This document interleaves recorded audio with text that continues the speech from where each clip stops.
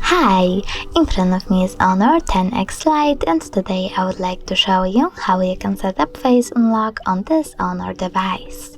First of all, go into Settings, then scroll down and select Biometrics and Password. Over here, click on Face Recognition and enter your current login method.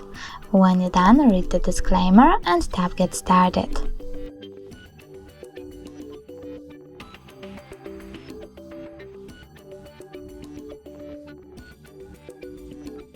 Now click Home button, and when I turn off my screen and turn it back on, I can see that Face Unlock is working properly, so all I need to do is swipe up to open my device.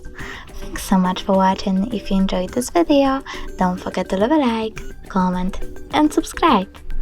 Bye!